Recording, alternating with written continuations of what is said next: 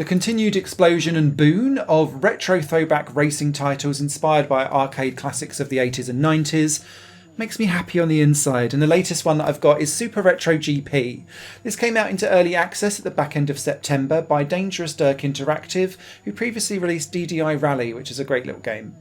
This is clearly inspired by Sega's Virtua Racing, and indeed they put it on the game's bio, and it's really looking to emulate, in a 2024 quality of life feature aesthetic, what Virtua Racing did for us in the 90s. And it nearly nails that handling model's charm, and the fact that you're having to think about wrestling your car around and being on the grip of adhesion and really balancing it on a knife edge, because this car slides and can break away from you, and being able to dangle exactly how far into a skid you can take it without losing the car is most of where the fun of this handling model and sheer adrenaline fuel pumped experience comes from. The game's quite early on in its early access version to 1.0. So what you get in the current setup at the time of recording are 4 tracks, but those 4 tracks have a forward reverse mirrored and mirrored reverse versions and configurations of those tracks. So technically 16 courses. And there are 4 cars unlocked of the set of 20 cars that are in the game. And each car has its own handling characteristics for acceleration, top speed, handling, like steering model, as well as grip. And they do play differently and work to their strengths and weaknesses on the different courses that are out there. One of the best things about the tracks that are in the game is that they've gone and replicated the Birmingham Super Prix from the 80s and 90s. And if you don't know about this, this was when the UK tried to do its own version of a Macau race, but set it in Birmingham. Not quite the same. But it was absolute chaos because it was at the kind of Formula 3000 level of racing at that time. So if you ever go back and watch that footage, and it's fascinating, I recommend it, you see loads of future 90s Formula 1 stars all battling for wins and crashing into each other and taking each other out.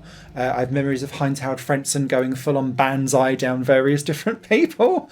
It's good fun, and that carnage is well replicated in Super Retro GP.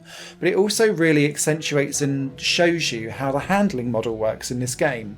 Because where you're going around tight and twisty corners, when you smash on the acceleration, the car really bucks and kind of squirrels under acceleration, and you're having to try and stop the wheel spin spearing you off into the barriers at the side, whereas some of the AI are a little bit better at cadence acceleration, so that they have a smoother ride out of the corners, but they also have smoother rides into it too. So it's sometimes better to set up your controller or your wheel, because Super Retro GP deals with wheels and pedals too, so that you're a bit smoother on the application, because if you proper just flomp it to the floor, you will light up the tyres and spear off into the side.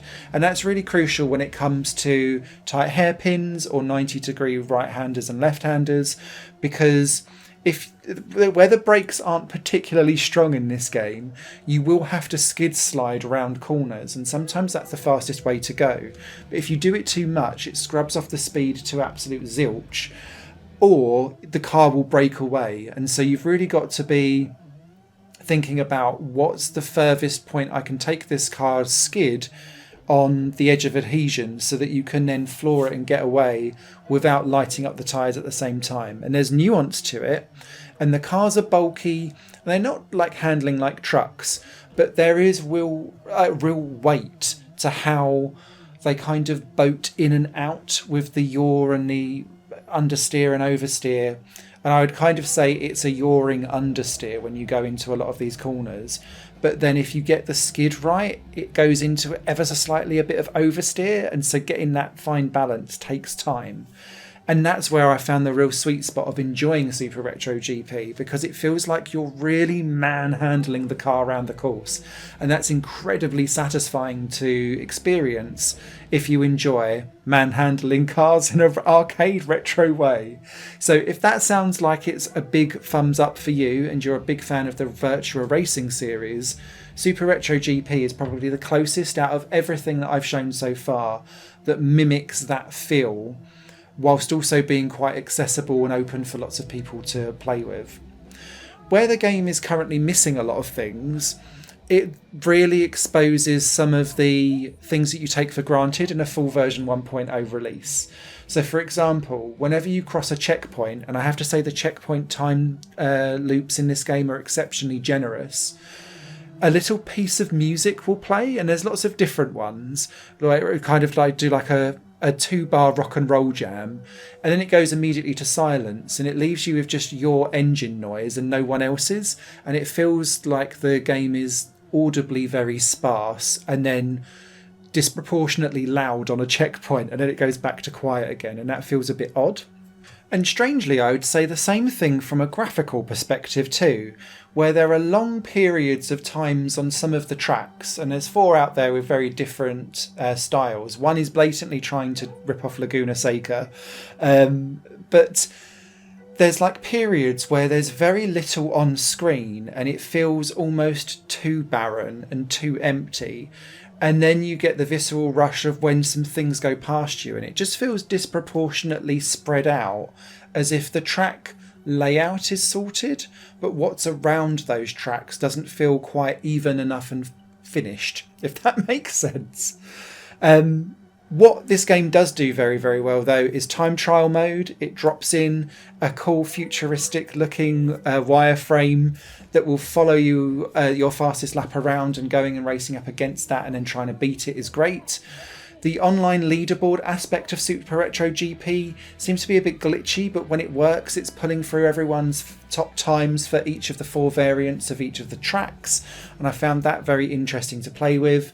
And what intrigues me with this game in the future is that it wants to offer online multiplayer, an endurance mode, which I think will be fascinating because each track does have a pit lane, but it currently has 0 usage in the current state of the game of where it's up to.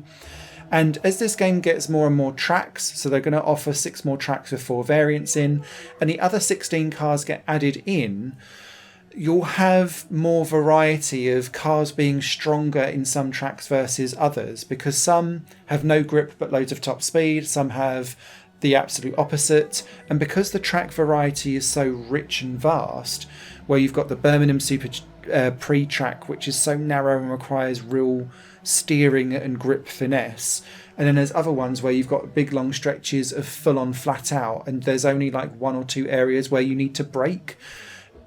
I think there's an awful lot of potential in this game to be one of the top tiers of this retro throwback era of racing games that I'm absolutely loving.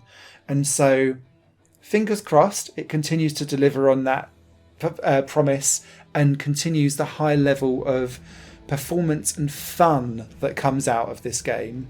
And the other little bits that I'm commenting on, I'm sure will get ironed out hopefully over the course of the early access release. I'm a big fan of this one, Super Retro GP. Give it a wish list or potentially a buy if you don't mind getting in at the early stages of early access. There's plenty here to love, and I think plenty of you that watch it will love this too. Higher Plane Games is part of the Higher Plane Network, a completely independent media outlet supported by people like you. The goal is to create the best possible content that cultivates a richer indie scene for games as well as music and entertainment.